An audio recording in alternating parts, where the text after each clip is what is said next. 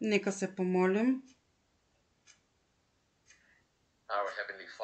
Наш небесен Отче, идваме пред Теб с благодарствени хваления, защото Ти заслужаваш това. Направил си чудни неща за нас.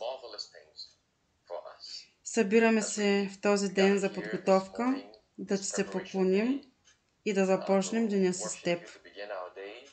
Молим Те да ни напътстваш, да водиш пътищата ни, по които трябва да вървим, защото Ти знаеш кое е най-добро за нас. Бъди с тези сред нас, които не се чувстват добре. Бъди с нас. Отче, докато искаме да продължим да напредваме в тази духовна война, която не се води около нас, виждаме врагове от всяка страна. Понякога изглежда, че не знаем на кого да се доверим, но помогни ни, Господи, стъпка по стъпка да Ти се доверим повече от всякога, защото времето, в което живеем, наистина изисква да разчитаме изцяло и само на Теб. Молим Те за прошка на всички наши грехове в името на Исус. Амин.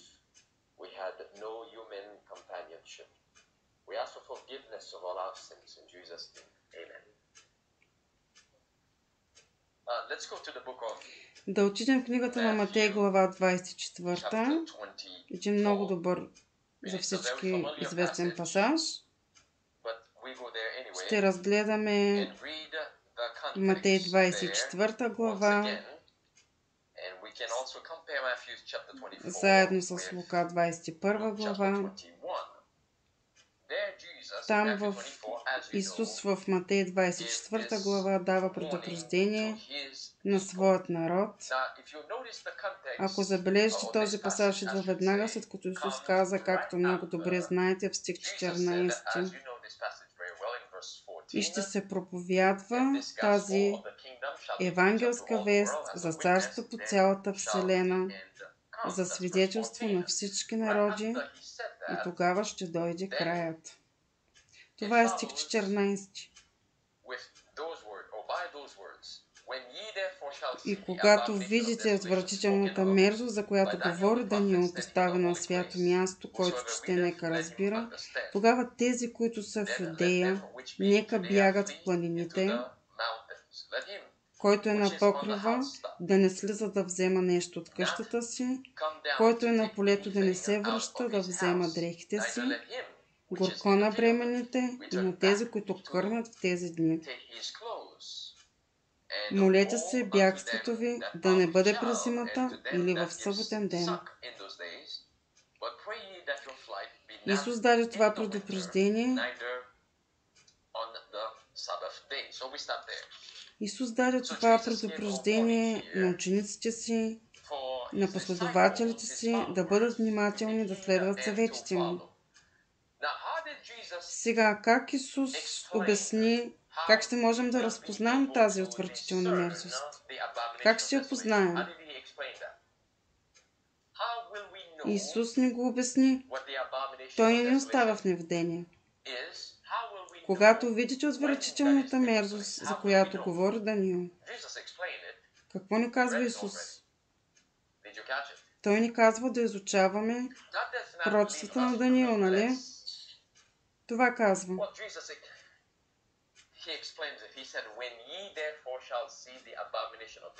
В Откровение глава 10 се описва тази малка книга на Даниил, която е стълбът на адвентизма.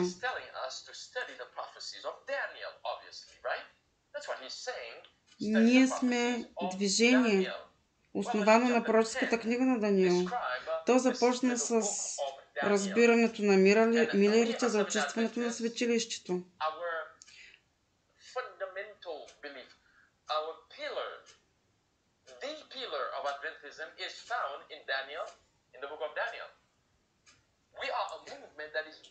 До 2300 вечери и утрини светилището ще бъде очистено. Даниил 8 глава 14 стих.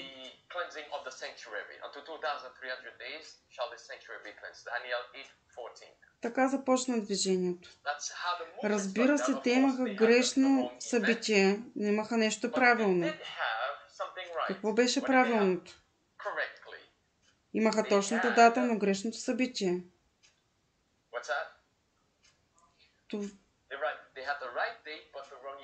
Това е една от причините, поради които ни се казва, че нашите пионери са прекарали безсънни нощи,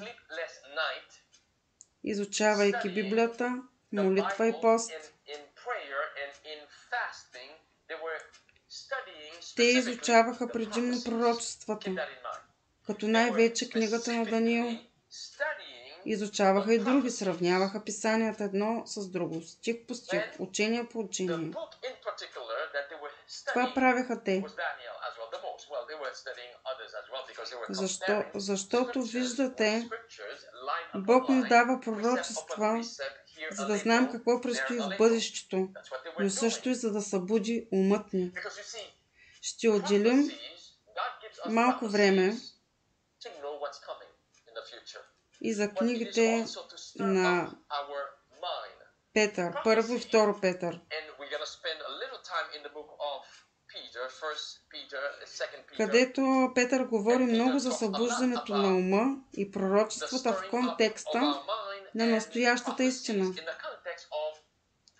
Това са думите, които Петър използва. Терминът настоящата истина не е измислен от Елън Уайт. Той не е нов, той идва от апостол Петър. Той използва тези думи. Настоящата истина в контекста на пророчествата.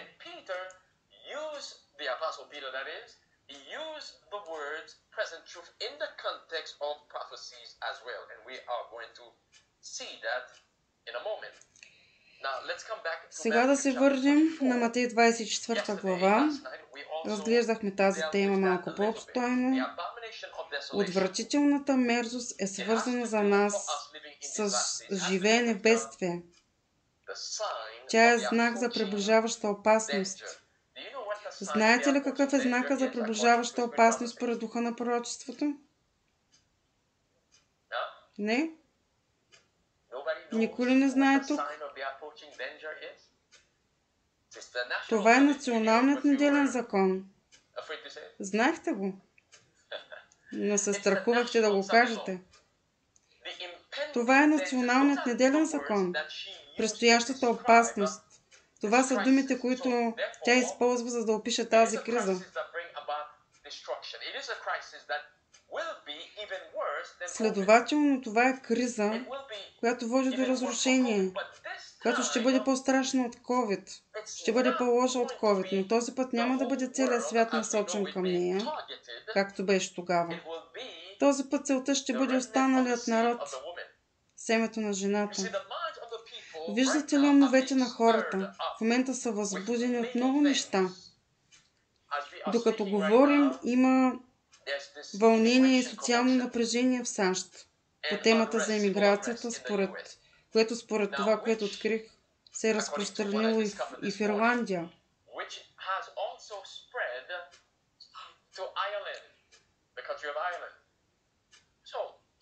Защо САЩ изпитват гражданско напрежение заради емиграцията? И изведнъж също се случва и в Ирландия.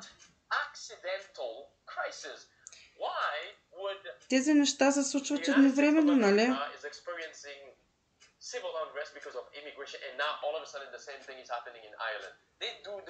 Защото всичко това е режисирано, за да се създаде определено състояние на ума у хората, така че те да приемат каквото поискат езуитите да приемат. Умовете първо трябва да са подготвени, именно в това състои тази криза. Кризата с неделния закон.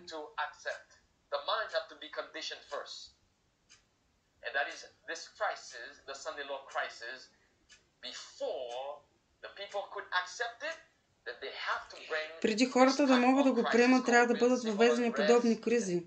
COVID, граждански вълнения, куп други събития, които се случват, дори движения като Black Lives Matter. Всички тези неща бяха нагласени, режисирани, за да доведат до последния елемент от драмата, а именно националният неделен закон, при който хората ще трябва да се поклонят на звяра, на папата в Рим. Отдясно виждаме пастор Дейвид Рис, който казва, че 10 Божии заповеди трябва да се прилагат с сила в държавата. Той дори каза, че първата, втората, третата и четвъртата заповед трябва да се прилагат със сила в държавата. Трябва да има наказание за идолопоклонство, потискане на богохулство и защита на съботата. Чуйте още какво казва той. Мисля, че първата плоча от закона, с други думи, първата, втората, третата и четвърта заповед, трябва да се прилага от държавата. Трябва да има наказание за идолопоклонство, потискане на богохулството и защита на съботата.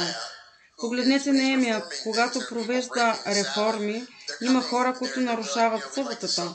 Те идват и казват, искаме да продаваме зърно в събота. Това е добър ден за търговия. А реакцията на Неемия е да затвори порти на града и когато се появят отново, той ги заплашва и казва, ако се върнете пак, ще вдигне ръка срещу вас. Тоест той засилва упражняването на принудителна власт, но можеше и да ги екзекутира. Идеята тук е, че когато се упражнява християнската власт, могат да се използват по-леки наказания, които да ескалират с времето. Например, извратените хора в земята. Вижте какво прави Езекия. Вместо да ги екзекутира веднага, той обявява действията им за незаконни и изгонва ги. Но ако се върнат, тогава следва екзекуция. Въпросът е, кои ще бъдат определени като перверзни хора на земята според пророческото разбиране. Според нас това са истинските пазители на съботата, стриктно спазващи седмия ден според словото на Библията.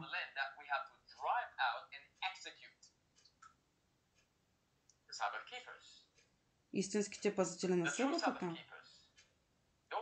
Трябва ли да бъдем пасивни спрямо тях? Исус казва, когато видите мерзостта на запустението, за която говори Даниил, който чете, нека разбира тогава, и продължава. Време е за действие. Нека не чакаме друга обсада, за да започнем да правим нещо. Помнете, братя и сестри, при онази обсада, не само, че градът беше обграден, но всички вътре загинаха, бяха погубени, унищожени.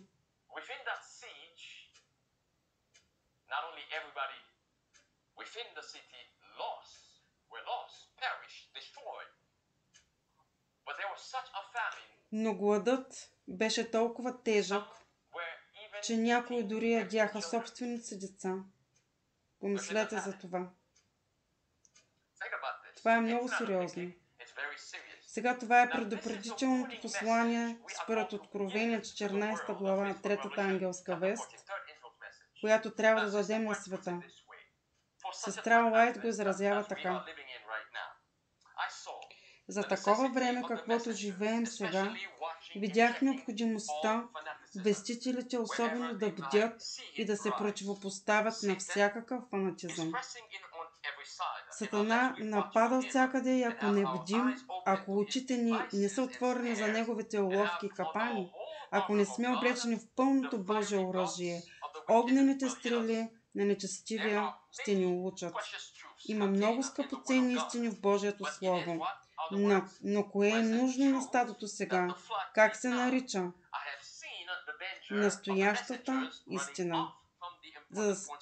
Видях опасността вестителите да се отдалечават от важната тема, за да задържат въпроси, които не могат да обединят стадото и не водят до освещение. Сатана ще използва всеки възможен повод, за да нанесе вреда на делото. Сега да отворим 2 Петрова, глава 1. Там ще срещнем израза настоящата истина.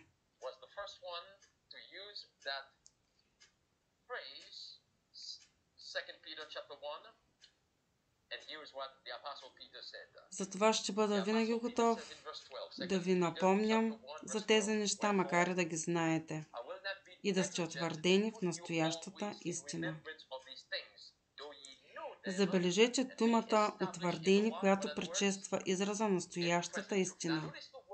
Какво значи утвърдени?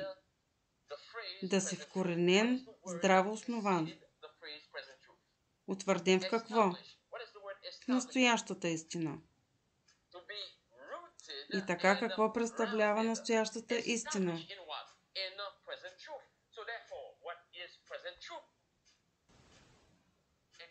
Духът на пророчеството обяснява това по-нататък, но ще се върнем към това. Да продължим с 2 Петрово, глава 3.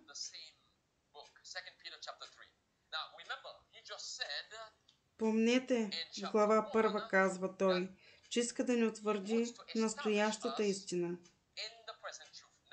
В глава 3 казва, той иска да ни утвърди настоящата истина. А сега в 3 глава, като започнем от 1 стих, той казва, това вече е второто послание, възлюбени, което ви пиша. Сега обърнете това второ послание също по смисъл, продължение на онова, което вече казва в 1 глава, защото все още сме в същото послание. Второ послание на Петър. Този път 3 глава, 1 стих, това вече е второто послание, възлюбени, които ви пиша, в които подбуждам чрез напомняне вашия чист ум. Сега се върнете пак към 1 глава на 12 стих. Затова няма да се посвеня винаги да ви напомням за тези неща. Ето го пак същият израз. Напомняне. Помнете, че той използва същата дума в 3 глава. Как Петър, или по-скоро как той се опитваше да възбуди чистия ум на своите читатели, за да ги утвърди в настоящата истина. Точно за това говореше. Той се върна към това, което вече беше казал в 1 глава, а после във 2 стих на 3 глава, каза, че иска да се припомните думите, които бяха изговорени преди от святите пророци и заповедта от нас, апостолите на Господа и Спасителя. Като знаете първо това, че в последните дни ще дойдат пресмехулници, които ще ходят по своите собствени похоти и ще казват, къде е обещанието за неговото пришествие? Те ще казват, Библията казва това, Отец каза онова, но нищо не се случи. С други думи ще насочат вниманието си към пророчествата и ще кажат, Бог е лъгал, или Бог се бави да действа, защото каза, че това ще стане, а то не стана. Тези подиграватели обаче са сред нас.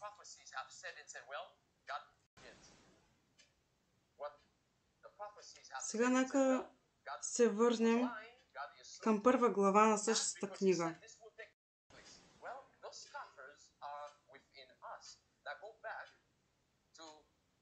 Сега да отворим на апостол Петър, глава 1, стих 19.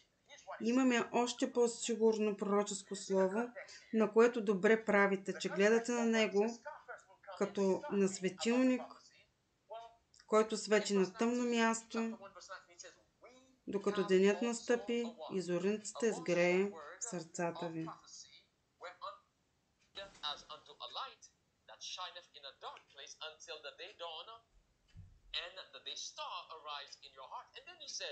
След това добавя, имайте предвид най-напред това, че нито едно пророчество на писанието не е от лично тълкование, защото пророчеството не е било никога произнасяно по човешка воля, а от Святия Дух водени са говорили свети човеци от Бога. Тоест, подиграватели ще дойдат и ще се присмиват на пророчествата, когато не видят изпълнението им. Но Петър не напомня защо не е дадено пророчеството. Както пише в стих 19, като светлина, която свети в тъмно място, докато денят се разведели и зорницата сгрее в сърцата ви. Това трябва да ни напомня за Псалм 119 105. Твоето слово е светилник за нозете ми и ветлина за пътеката ми. А пророчеството ни е дадено, за да ни води към Исус. Както сам той каза, докато се зазори денят и изгрее утрената звезда в сърцата ви. Утрената звезда, това е Исус Христос. Имаме твърдо пророческо слово. Той каза, че добре правим, ако внимаваме на него като на светлина. Затова трябва да изучаваме пророчествата. Трябва да обръщаме внимание на тях, които са ни дадени. Това, между другото, беше грешката, която направиха еврейските водачи на Израел. И въвлякоха народа в същата грешка. Те не изучаваха с пророчествата, не ги разбираха, особено пророчеството, което намираме в Даниил 9 глава за Месията. Пророчеството за 70-те седмици. Пророчеството за 490 години. Пророчеството за 2300 вечери и утрини. Те не разбираха тези пророчества, затова когато Месията дойде, не го разпознаха. Народът беше воден от своите водачи, от техните учения, не разпознаха предтечата на Исус Христос, Йоан Кръстител, че той действително изпълняваше пророчеството, както Исаия бе пророкувал. И тъй като те отхвърляха предтечата, бяха обречени също да отхвърлят и Месията, когато той дойде. И виждате ли, също се случва и днес. Те се присмиваха на пророчествата. Присмиваха се на Йоан Кръстител, когато казваше, че Месията идва. Но беше ли прав той? Не виждаме ли също да се случва и днес?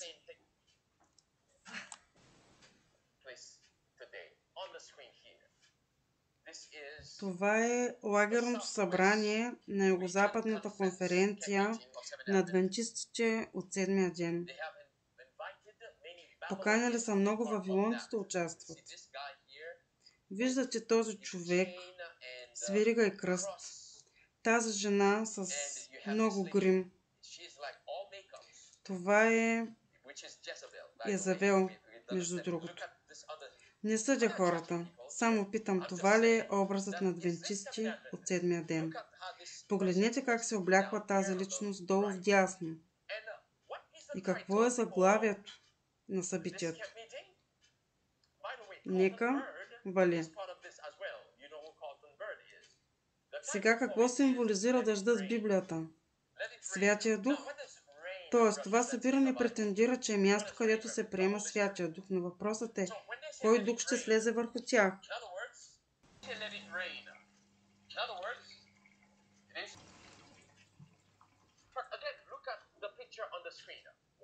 На снимката има вавилонски проповедници, музиканти, певци, облекло като на Езавел и прочее. Жената, която виждате на екрана, Подия Мариан Алън, това е нейният профил във Фейсбук. Тя се нарича пастор адвентист от седмия ден и беше една от говорителките на това събитие. Сега припомнете се за какво говорихме до сега за пророчествата. Такива събития би трябвало да са места, където се проповядва пророческото слово. Така започнахме като движение. Провеждахме лагерни събирания, отваряхме писанията, изучавахме книгите на Даниил и Откровение, показахме къде се намираме в пророческата времева линия. Но днес подигравателите, за които Петър говори, са сред нас. Сега нека чуем какво казва тя.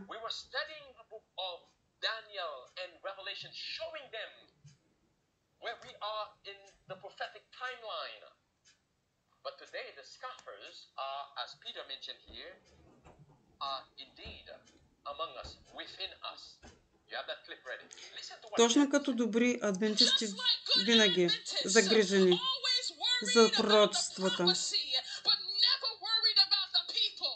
О, папата вече е американец. Папата е от Чикаго. Какво ли ще стане? Ще бъде ли приятел с Тръмп? Това ще доведе ли до неделния закон? Кого го интересува? Кого го интересува за неделния закон?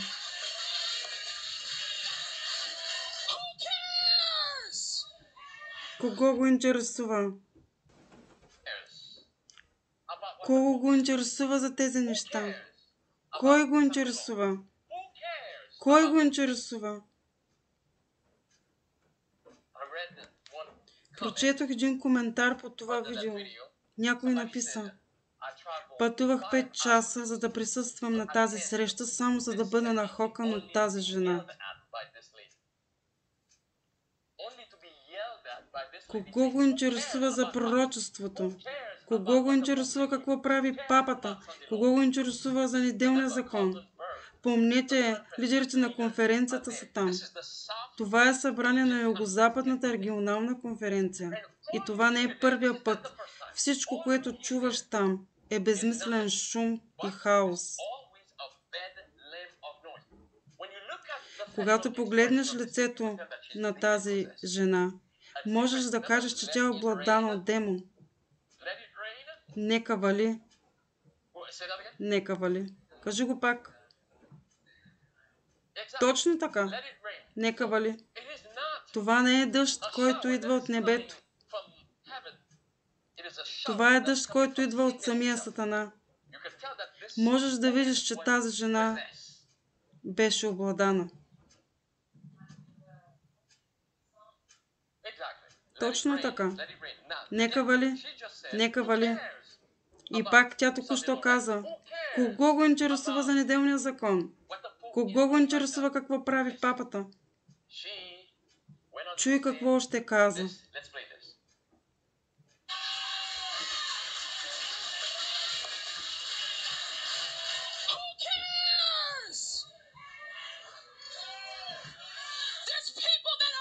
Хората в нашите общности са духовно мъртви. Кога ще изключим семинара по Даниил Откровение? Кога ще изключим семинара и ще започнем да храним и съживяваме местните църкви в нашата конференция? Кога ще започнем да храним хората в нашите общности, в нашите църкви? С какво ги пълниш? Нека пуснем следващия клип. Той ще даде отговор на този въпрос.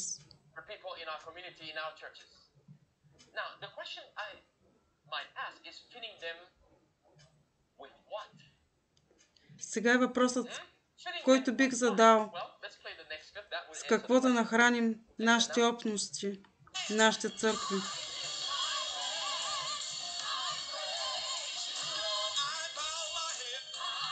Покланям се на моя Господ. Навеждам глава. Навеждам глава.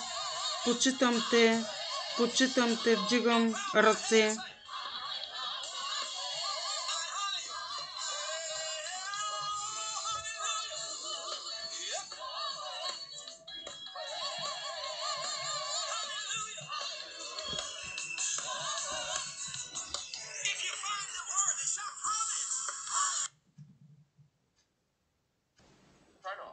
Изключи семинара по Даниил и Откровение и ги храни с това, сестро.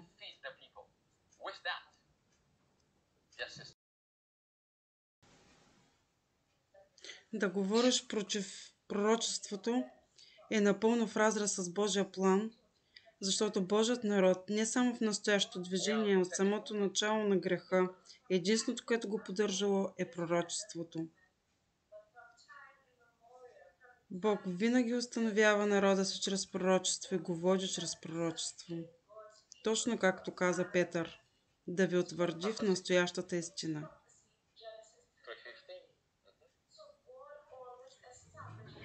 А какво е настоящата истина?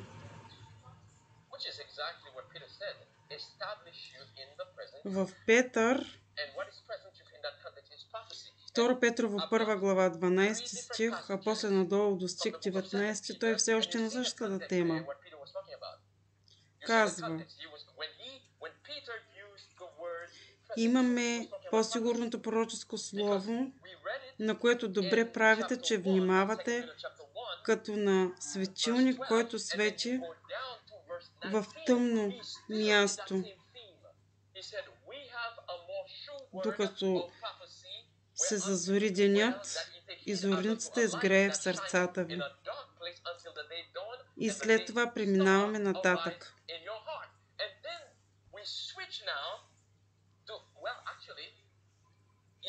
Ако четем в глава 2, ще видите как Петър развива цялата тази мисъл.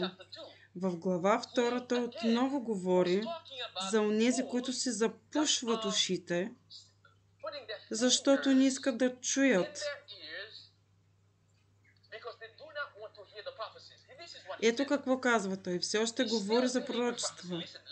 Защото ако Бог не пощади ангелите, които се грешиха, но ги хвърли в ада и ги предаде в окови на мрака, за да бъдат пазени за съд. Това е пророчество, нали? И не пощади стария свят, а опази Ной, 8-я проповедник, на правдата, като нанесе потоп върху света на нечестивите. Това е пророчество, което се е изпълнило. Спомнете си, че дори името на Матусал бе пророчество за предстоящия потоп.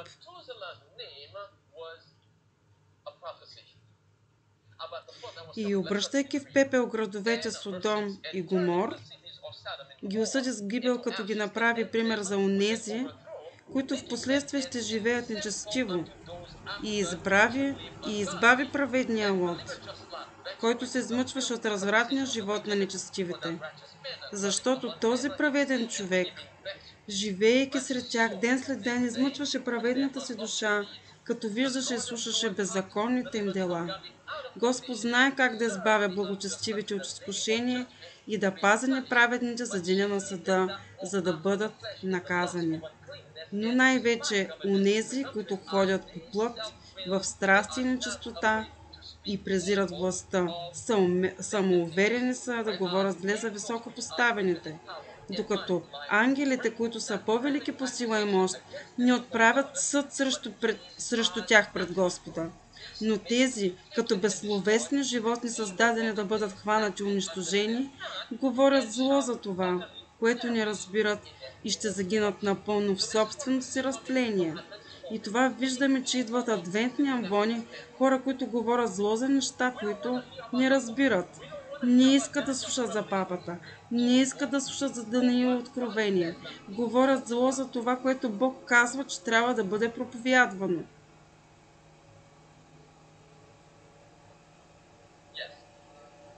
Ние сме пророческо движение. Нашата основа е изградена върху пророчествата.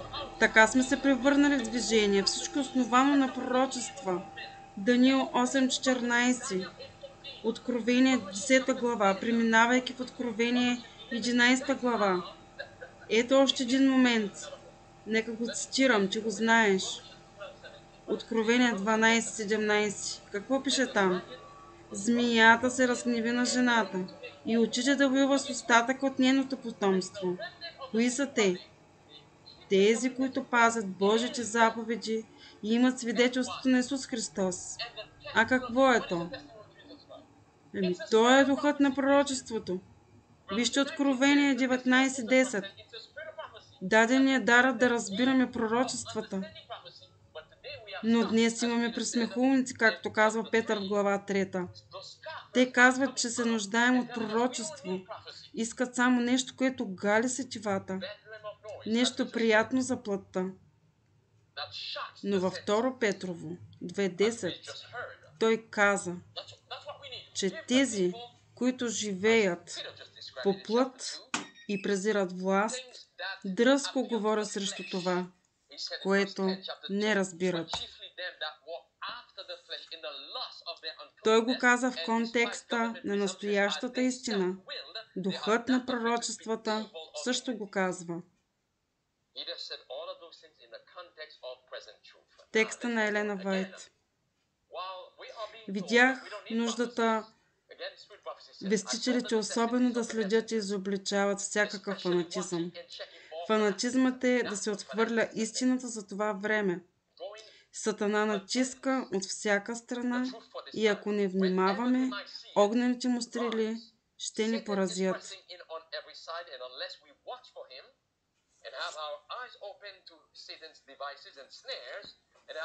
Много истини има в Божието Слово, но на стадото сега му трябва настояща истина. Видях опасността вестителите да се отклоняват от съществените теми на настоящата истина.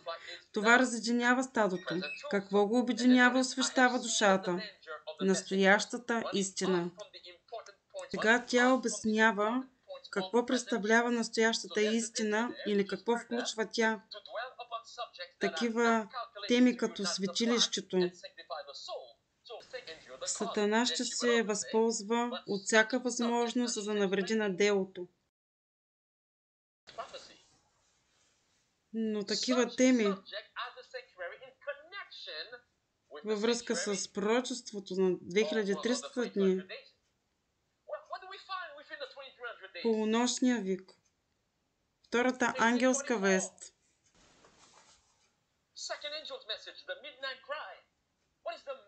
Вавилон падна. Вавилон падна.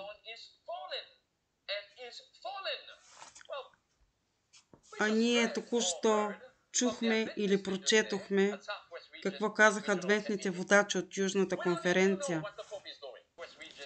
Но днес чуваме от адвентни лидери, че не ни е нужно да знаем за папата, за неделния закон. Те искат само Исус. Но кой е Исус? Това не е Исус от Библията.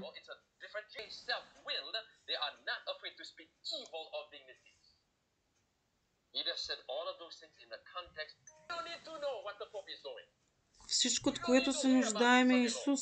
Но кой Исус е това? Не е Исус от Библията. Това е различен Исус. Нека продължим отново. Такива теми като светилището, във връзка с 2300 дни, Божиите заповеди и вярата на Исуса напълно пригодени да направят какво? Да обяснят миналото и неговите събития, да покажат каква е настоящата ни позиция, утвърдена. Помнете, че Петър използва същата дума утвърдена.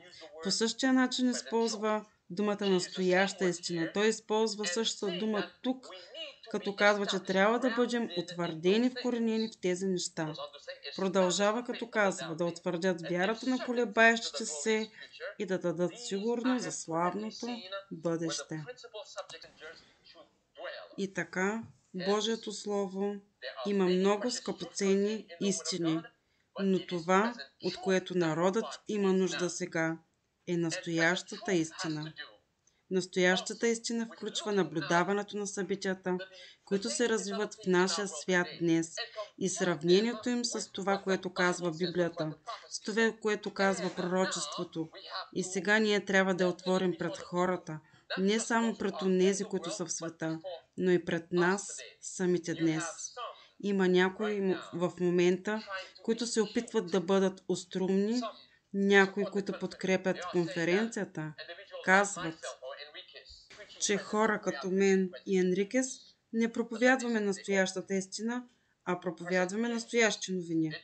Така го наричат настоящи новини. Те не искат да слушат тези неща. И ние виждаме какво се случва точно пред очите ни. Петър ни напомня настоящата истина, за да раздвижи ума ни, така че да бъдем утвърдени и вкоренени в Словото. Освен това, в своето учение Исус казва да изучаваме пророческата книга на Даниил и тогава ще разберем какво представлява мерзостта, която съпостява и какво трябва да направим сега. Откровение 14:15. Нека завършим с тези стихове тук на екрана. Забележете отново какво казва Исус за мерзостта, която запустява. Наш дълг е да направим всичко по силите си, за да предотвратим заплашващата опасност. А това е неделният закон. Мерзостта, която запустява. Огромна отговорност лежи върху мъже и жени на молитвата в цялата страна, да измолват от Бога да отдръпне този облак на зло и да ни даде още няколко години благодат, за да работим. Нямаме нужда да слушаме това, кого го е грижа за неделния закон, казват адвентните водачи. Но на нас ни е казано, че трябва да ни е грижа, защото това има пряко отношение към спасението на душата ти. той има всичко общо с мъже и жени, които загиват в този момент своето невежество. Това има много общо с нашето спасение.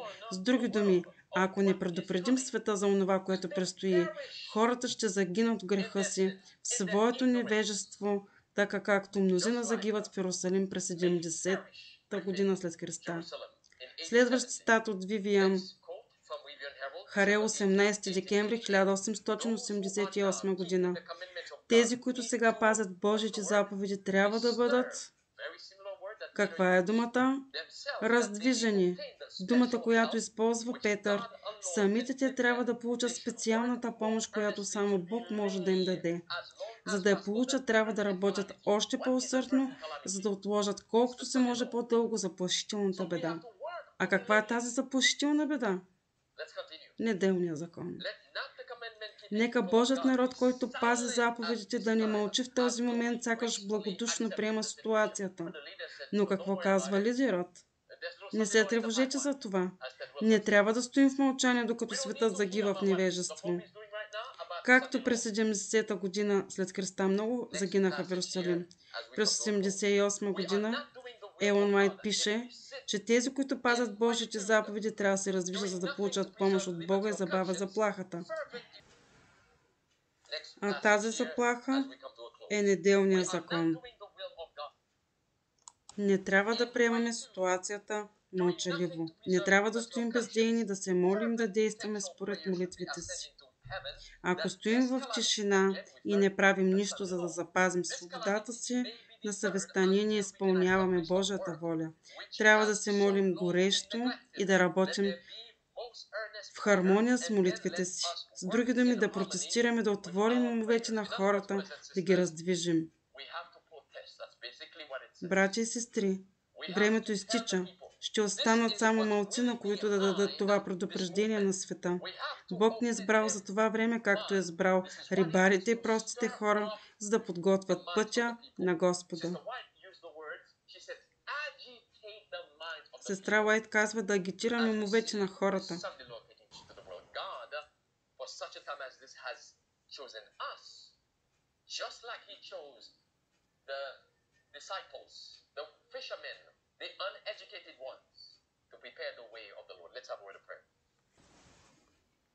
Да се помолим. Небесни Татко, приготви сърцата ни да споделим светлината ни, да споделим светлината на Исус с другите. Молим Те за Твоят народ и за църквите ни. Много от тях умират в невежество, както и ранната църква не беше готова за Месия. Виждаме същото днес. Молим Те, Господи, пази ни, защото на когото е дадено много, от него се изисква много. Молим Те за Твоят народ и за църквите ни. Много от тях умират в невежество, както от ранната църква не беше готова за Месия. В името на Исус. Амин.